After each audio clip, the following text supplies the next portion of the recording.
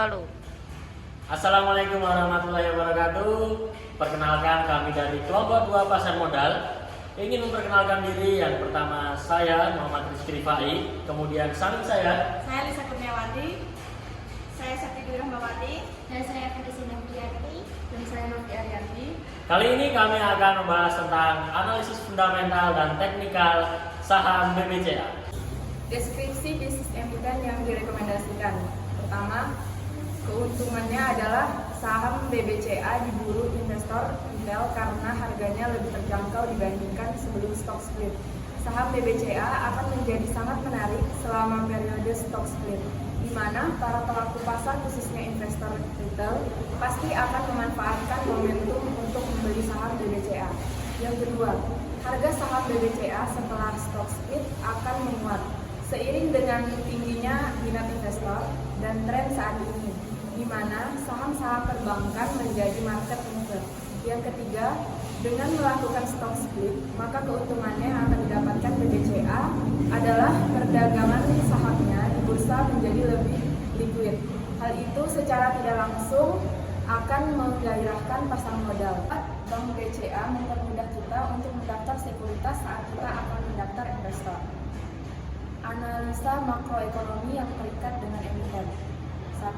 Jika ada inflasi, maka bank-bank besar akan diuntungkan karena efek kenaikan suku bunga di sini ada dua kemungkinan, yaitu investor akan menambah kepemilikan saham karena melihat potensi peningkatan pendapatan dari kenaikan suku bunga. Lalu, investor akan menabung dalam bentuk deposito karena bunganya yang tinggi daripada dibelikan saham yang keuntungannya atau kerugiannya tidak menentu karena inflasi. analisis industri dan sektor tempat emiten, perbandingan Bank BCA dengan pesaing utamanya yaitu Bank BRI. Bank BCA, biaya administrasi, pada saat pembukaan rekening terdapat beberapa biaya yang perlu kamu siapkan, yakni saldo pertama sebesar Rp500.000, tambahan biaya untuk pembuatan ATM sebesar Rp13.000 dan materai. Untuk biaya transfer, kemudian untuk biaya transfer yang dibebankan kepada nasabah yakni sebesar Rp6.500. Untuk antar bank, sementara transfer ke sesama Bank BCA tidak dikenakan biaya. Biaya bulanan terdapat 3 jenis kartu pada produk atau layanan BCA dengan biaya bulanan yang berbeda-beda. Untuk silver dengan biaya bulanan sebesar Rp10.000, gold Rp13.000 dan platinum Rp20.000. Biaya maksimum dilihat dari segi bunga maksimalnya, BCA berada di angka 1,70%. Fitur layanan BCA, fitur layanan disediakan oleh Bank Sentral Asia kepada para nasabahnya secara gratis, yakni internal banking, virtual account hingga aplikasi BCA mobile banking. Hanya saja SMS banking masih dikenakan biaya. Kemudian jika berdomisili daerah perkotaan, kamu bisa menikmati akses transaksi 24 jam dengan kemudahan setelah tunai yang cepat melalui mesin ATM. Bank BCA juga sangat direkomendasikan untuk urusan bisnis. BRI, biaya administrasi yang dibutuhkan sebesar Rp10.000 dengan setoran awal sebesar Rp250.000. Biaya transfer ke bank lain sebesar Rp6.500, sementara untuk transfer ke sesama BRI tidak dikenakan biaya.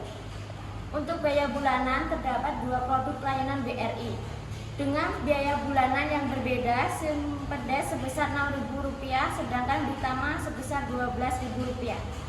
Biaya maksimum dilihat dari segi bunga maksimalnya, BRI berada di angka 2,25%.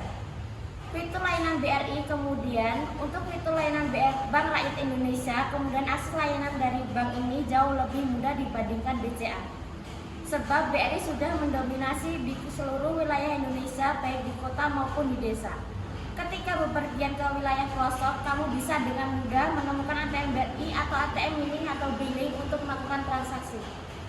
Selain itu, biaya transaksi pun lebih murah serta pilihan jenis kartu ATM dengan biaya bulanan yang lebih terjangkau. Kemudian, Anda juga bisa menikmati layanan internet banking, SMS banking, e-pay, dan lain-lain.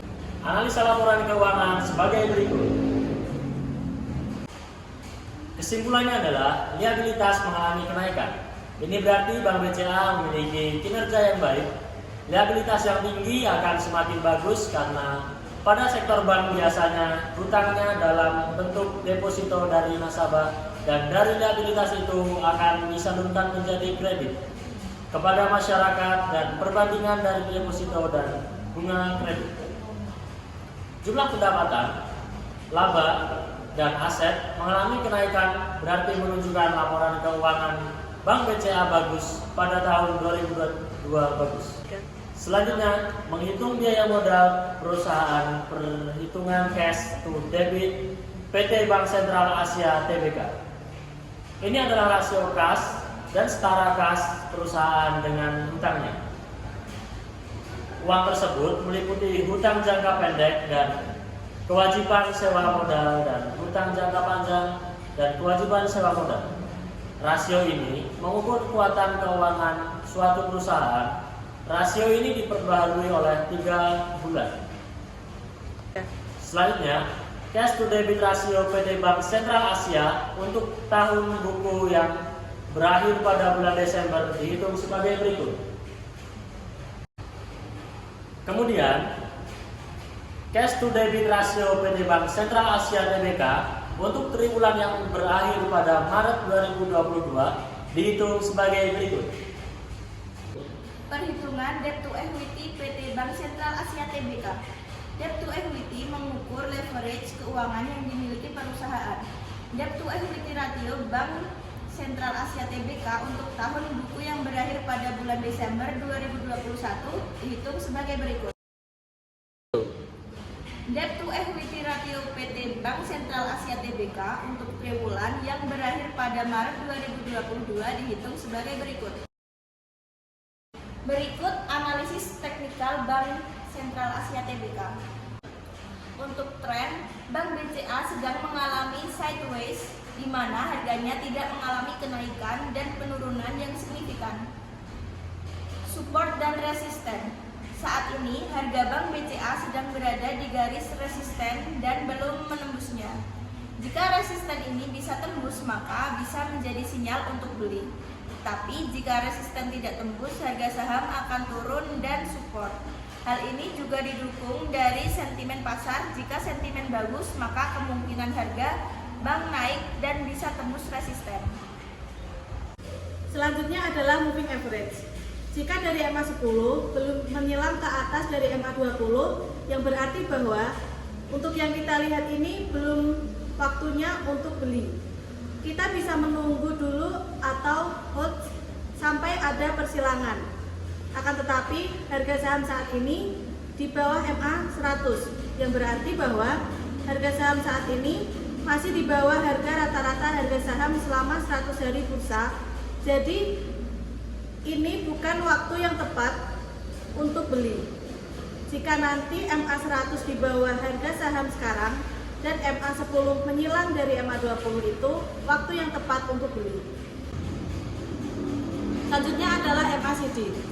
Sinyal MACD sudah membentuk golden cross atau persilangan ke atas, tetapi belum melewati sinyal konfirmasi untuk beli atau baru setengahnya. Kita bisa menunggu dulu sampai ada konfirmasi untuk beli.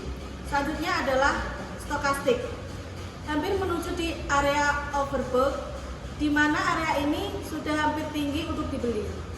Kita menunggu terlebih dahulu sampai masuk ke area oversold dan ada konfirmasi untuk beli atau golden cross. Tapi untuk yang sekarang ini lebih baik kita untuk menunggu. Selanjutnya adalah RSI. Dari indikator RSI berada di area 54%, di mana jika masuk ke area ini adalah area untuk menunggu, bukan untuk sinyal bagus untuk beli karena berada di tengah-tengah antara oversold dan overbought. Jadi kita belum tahu apakah akan menuju ke area oversold dan bought. Maka dari itu kita harus menunggu sampai masuk ke kedua area itu. Jika sudah masuk ke oversold, kita bisa beli. Yang terakhir adalah kesimpulan. Hasil akhir dari beberapa indikator dengan didukung tren dan garis support resisten, keputusan untuk membeli saham Bank BCA ini yaitu menunggu atau belum ada sinyal untuk beli. Nah, itu tadi bahasan dari kami tentang saham BBCA. Semoga menambah referensi teman-teman dalam berinvestasi ya. Nantikan konten kami selanjutnya. Bye-bye.